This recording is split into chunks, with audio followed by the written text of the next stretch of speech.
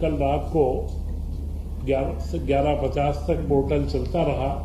जो ट्रांसफर की कल मध्य प्रदेश में नीति आई थी उसकी अंतिम तारीख थी, परंतु काफी विभागों के द्वारा काम कर लिया गया। 2-3 विभाग जिनमें कर्मचारियों की व अधिकारियों की संख्या बहुत अधिक है, तो पोर्टल पर वह अपलोड नहीं हो पाया था।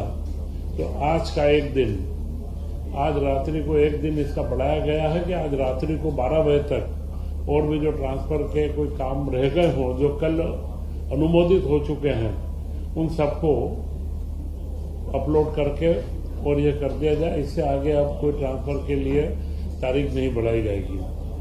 यह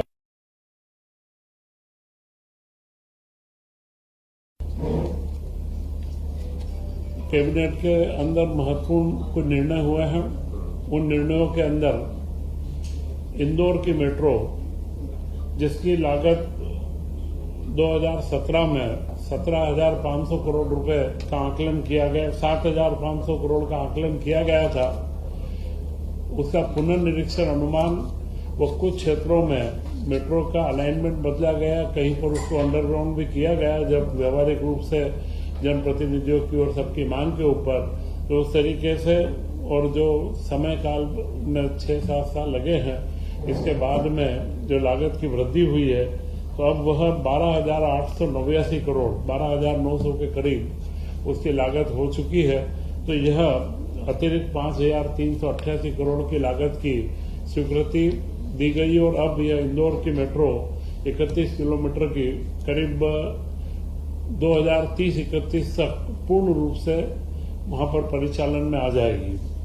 इसी के साथ कई हमारे महत्वपूर्ण योजनाओं के निरंतरता की भी स्वीकृति दी गई है।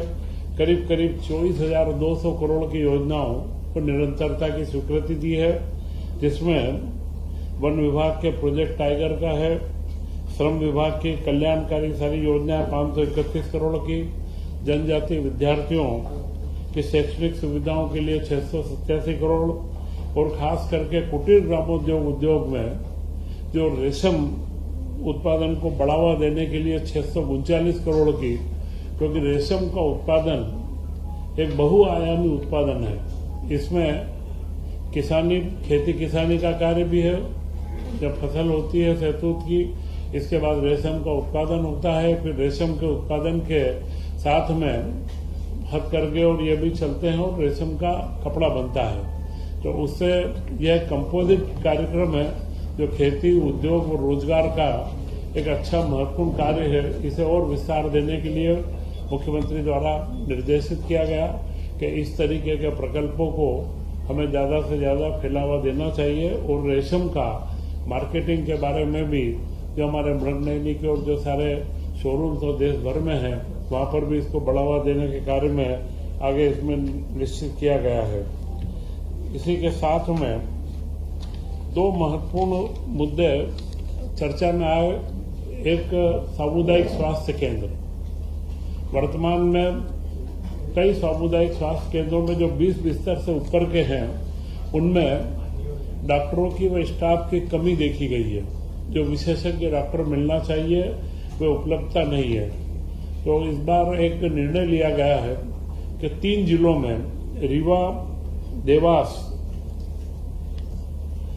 और एक और जिला हो रहा है, जिसमें तीनों जिले के अंदर यह 8 सामुदायिक केंद्रों को निजी तौर पर संचालन करने के लिए दिया जाएगा। यह एक नई नीति ला करके 8 पायलट प्रोजेक्ट के रूप में आज स्वीकृति दी गई है कि उनमें निजी व्यक्ति पूरा संसाधन लाएंगे, डॉक्टर्स, स्टाफ और वो सारे उनके रहेंगे। संपत्ति मध्य प्रदेश सरकार की रहेगी और दवाइयों की उपलब्धता मध्य प्रदेश सरकार द्वारा की जाएगी, परंतु विशेषज्ञ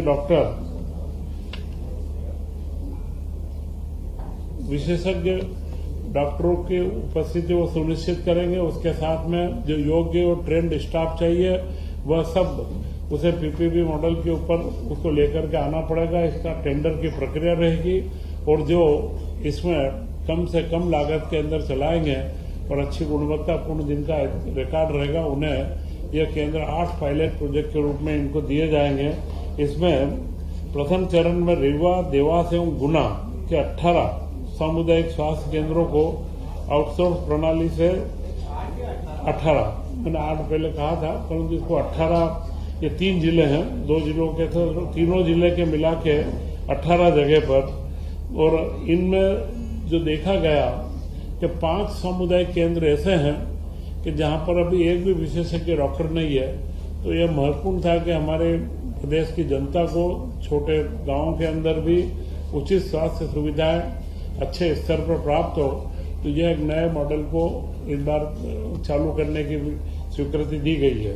इसी के साथ में एक महत्वपूर्ण प्रस्ताव कैबिनेट में आया कि जो परोपकारी व कल्याणकारी संस्थाएं हैं, वे अगर कोई चिकित्सालय, कोई बड़ा चिकित्सालय मध्य प्रदेश में लगाना चाहते हैं तो उन्हें मध्य प्रदेश सरकार जमीन भी उपलब्ध करवाएगी। जमीन के साथ में उन्हें जो सुपर स्पेशलिटी के इक्विपमेंट हैं उनमें क्षेत्र वाइज, क्योंकि जो समृद्ध क्षेत्र है ऐसा ABC कैटेगराइजेशन करके और उनमें मशीनों के लिए अनुदान भी दिया जाएगा, पूंजीगत अनुदान देकर के। तो इसमें अभी प्रस्तावित जो मुद्दा था उसमें कई चीजें सारे मंत्रिपरिषद में निर्णय हुआ। फिर 5 मंत्रियों की एक कमेटी निर्धारित की गई है कि जो इसके सारे मापदंड निर्धारित करेगी और उन मापदंडों के आधार पर एक नीति बना करके और फिर मध्य प्रदेश के अंदर जो परोपकारी ट्रस्ट है, बड़े धर्मार्थ संस्थान हैं या अन्य चैरिटेबल या CSR के जो फंड्स रहते हैं, उससे निजी क्षेत्र में अस्पतालों को प्रोत्साहन मिले। छोटे हमारे जिलों के अंदर जहां आवश्यकता है वहां पर 200 बिस्तर के भी अस्पताल लगे और इन अस्पतालों में संपूर्ण रूप से आयुष्मान कार्ड की जितने भी पैकेज है, सबकी सुविधाएं हमारे यहाँ के नागरिकों को प्राप्त हो, इसके बारे में एक निर्णय लिया गया है।